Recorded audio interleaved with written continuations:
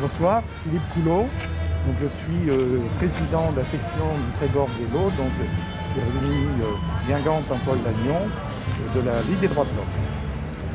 Donc ce soir, une retraite au flambeau est organisée à Lannion par plusieurs associations, syndicats, partis politiques qui composent une coordination Stop Loi Sécurité Globale.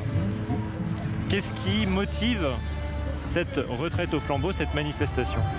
Ça va être la deuxième ou troisième manifestation qui a lieu sur Lannion.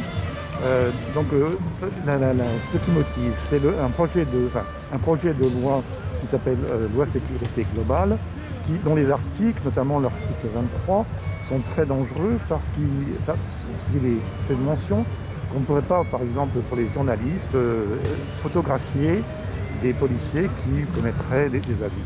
On a vu, ce qui nous a surtout choqué, c'est il y a une quinzaine de jours, 3 semaines, c'est le rassemblement qu'il y avait sur la place de la République de migrants qui ont été évacués d'une manière lamentable. Il y avait des gamins dans des tentes et ça a été quelque chose d'intolérable. Et quelques jours plus tard, c'était, tout le monde l'a vu, ce producteur de musique a été passé à tabac par des policiers alors qu'il n'avait commis aucun délit. Et même s'il avait commis un délit, il n'était pas nécessaire de le frapper de cette manière. Donc ce qui a déclenché, c'est que le fait d'un voisin a pu filmer cette passage à tabac qui a pu montrer, parce que sinon, s'il n'y avait pas eu ce document, il aurait pu être, lui, condamné comme refusant d'obéir aux policiers. Donc là, on est carrément dans un cadre de cette loi à d'autres problèmes, l'usage des drones, le fait que des policiers municipaux ou des gardes privés pourraient avoir des pouvoirs de police, c'est très très dangereux. Donc on est là en train de se bagarrer pour faire en sorte que cette loi ne soit pas votée.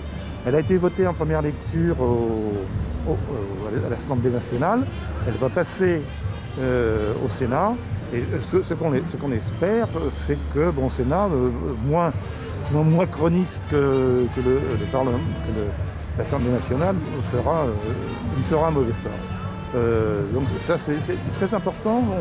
On est en train de vivre des périodes, c'est vrai, difficiles avec la Covid, mais aujourd'hui, donc on doit se mobiliser pour tout ce qui est atteinte à nos droits de citoyens libres, égaux. Et je crois que notre association qui existe depuis 132 ans et qui a été créée pour défendre le capitaine Dreyfus, ça a été de tous les combats pour la défense de la République, de la laïcité, de la liberté. Et je crois que ce combat reste toujours dans nos gènes. Il y a la loi sécurité globale, proposition de loi sécurité globale, il y a le projet de loi anciennement séparatisme, des décrets qui élargissent aussi les possibilités de fichage par la police. Il y a un chapelet de dispositions actuellement qui passe en plein état d'urgence et qui inquiète la LDH, qui fait un diagnostic global par rapport à ça. Oui, en fait, c'est une multitude d'attaques à nos libertés. Le séparatisme. Le ministre de l'Intérieur, Darmanin, a dit qui dit migration dit terrorisme. Ça veut dire, en quelque sorte, à ces policiers,